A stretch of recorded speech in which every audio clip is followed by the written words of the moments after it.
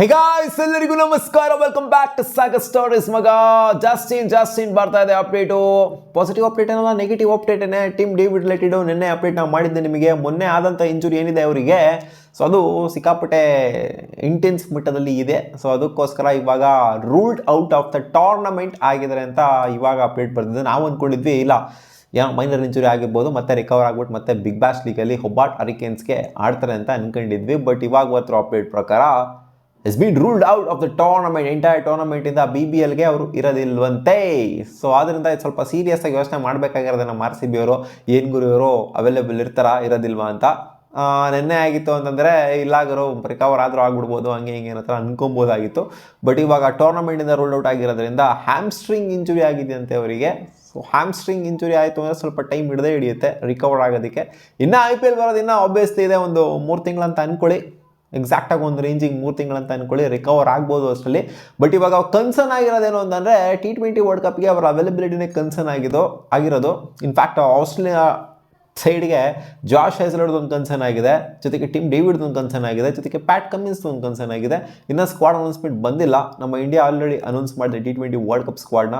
ಇನ್ನೇನು ಸ್ವಲ್ಪ ದಿನದಲ್ಲೇ ಅವ್ರದ್ದು ಕೂಡ ಸ್ಕ್ವಾಡ್ ಅನೌನ್ಸ್ ಆಗಬೇಕು. ಬಟ್ ಅವರಿಗೆ ಬಿಗ್ ಕನ್ಸರ್ನ್ಸ್ಗಳು ನಮ್ಮ RCBಗೆ ಬಿಡುಗರು. ಅವರಿಗೆ T20 ವರ್ಲ್ಡ್ ಕಪ್ ಇಟ್ಕೊಂಡು ಮೈನ್ ಪ್ಲೇಯರ್ಸ್ಗಳಿಗೆ ಆಗಿರುವಂಥ ಇಂಜುರಿ ಏನಿದೆ, ಎಸ್ಪೆಷಲಿ ಜಾಶ್ ಹೇಸಲ್ವುಡ್, ಅದೇ ನಮ್ಮ RCB ಪ್ಲೇಯರ್ಸ್ ಜಾಶ್ ಹೇಸಲ್ವುಡ್ ಜೊತೆಗೆ ಟೀಮ್ ಡೇವಿಡ್ಗೆ ಆಗಿರೋದು. ಇದು ನಮಗೆ RCBಗೆ ಲಾಸ್ ಆಗೋದಕ್ಕಿಂತ ಜಾಸ್ತಿ ಇಲ್ಲಿ ಆಸ್ಟ್ರೇಲಿಯಾಗೆ ಲಾಸ್ ಆಗುವಂಥ ಸಾಧ್ಯತೆ ಕಾಣಿಸ್ತಾ ಇದೆ. ಬಟ್ ಟೀಮ್ ಡೇವಿಡ್ ಓಪನ್ ಆಗಿ ಬಂದ್ಬಿಟ್ಟು ಹೇಳಿದರೆ, ನಾನು ಏನಕ್ಕೆ ಅಲ್ಲಿ ರಿಟೈರ್ಡ್ ಔಟ್ ಆದೆ ಅಂತಂದರೆ ಆಡಿರ್ಬೋದಾಗಿತ್ತು, ನಾನು ಪಣ ತೊಟ್ಟು ಆಡಿತ್ತು ಅಂತಂದರೆ ಇವಾಗ ಮ್ಯಾಕ್ಸ್ವೆಲ್ ಆಡಿತಾರಲ್ಲಪ್ಪ, ಅವ್ರಿಗೆ ಇಂಜುರಿ ಇಟ್ಕೊಂಡು ಕ್ರ್ಯಾಂಪ್ಸ್ಗಳನ್ನ ಇಟ್ಕೊಂಡು ಅಫ್ಘಾನಿಸ್ತಾನ ಎಗೇನ್ಸ್ಟು ಡಬಲ್ ಸೆಂಚುರಿ ಹೊಡೆದಲ್ಲ. ಸೊ ಆ ಥರ ಬೇಕಿದ್ರೆ ಆಡ್ಬೋದಾಗಿತ್ತು ಇವರು. ಬಟ್ ಅಂಥ ಇಂಪಾರ್ಟೆಂಟ್ ಮ್ಯಾಚ್ ಏನಲ್ಲ ಅವ್ರಿಗೆ. ಅದು ಅವ್ರೇನು ಆಸ್ಟ್ರೇಲಿಯಾಗೆ ಆಡ್ತಾ ಇಲ್ಲ ಅಥವಾ ವರ್ಲ್ಡ್ ಕಪ್ ಆಡ್ತಾ ಇಲ್ಲ, ಏನಂತ ಒಂದು ಇಂಪ್ಯಾಕ್ಟ್ಫುಲ್ ಆಗಬೇಕು ಅನ್ನೋ ಇನ್ನಿಂಗ್ಸ್ನೇನು ಆಡ್ತಾ ಇಲ್ಲ. ಅಂದರೆ ಕಷ್ಟದಲ್ಲೂ ಕೂಡ ಆಡಬೇಕು ಅನ್ನೋ ಥರ ಎಲ್ಲ ಏನಿಲ್ಲ. ಸೊ ಆದ್ದರಿಂದ ನಾನು ಬೇಕು ಅಂತಲೇ ರಿಟೈರ್ಡ್ ಔಟ್ ಆದೆ, ನನಗೆ ಇಂಜುರಿ ಇಂಟೆನ್ಸಿಟಿನ ಜಾಸ್ತಿ ಮಾಡ್ಕೊಳ್ಳೋದಕ್ಕೆ ಇಷ್ಟ ಇರಲ್ಲ ಅಂತ ಅವರೇ ಹೇಳಿದ್ರು.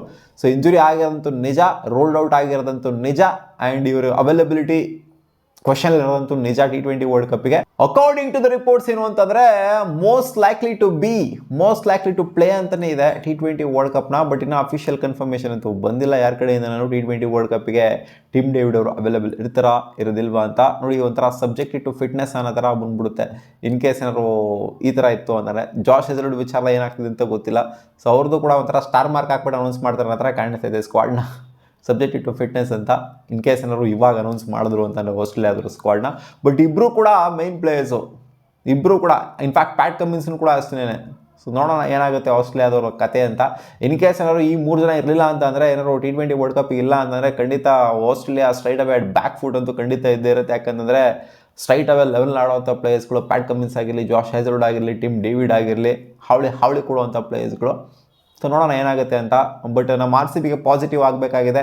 ಟೀಮ್ ಡೇವಿಡ್ ಆಗಬೇಕು ಅಂತಂದರೆ ಟೀಮ್ ಡೇವಿಡ್ಲಿ T20 ವರ್ಲ್ಡ್ ಕಪ್ನ ಆಡಬೇಕಾಗಿದೆ. ಇನ್ ಕೇಸ್ ಅವರು T20 ವರ್ಲ್ಡ್ ಕಪ್ಪಿಂದೂ ಕೂಡ ರೂಲ್ಡ್ ಔಟ್ ಆದರು ಅಂತಂದರೆ ಅವಾಗ ಯೋಚನೆ ಮಾಡಬೇಕಾಗುತ್ತೆ ನಮ್ಮ RCBಗೆ ಆಡೋದಿಲ್ವ ಅಂತ. ಸೊ ಕಾದು ನಾವು hope for the best. Tim David ಆದಷ್ಟು T20 ವರ್ಲ್ಡ್ ಕಪ್ನ ಆಡೋಥರ ಆಗಲಿ, ಆ್ಯಂಡ್ ಜಾಶ್ ಹೇಸಲ್ವುಡ್ ಕೂಡ. ಮತ್ತೆ ಸಿಗೋಣ ಮುಂದಿನ ವಿಡಿಯೋದಲ್ಲಿ ಗಾಯ್ಸ್, ಬಾಯ್.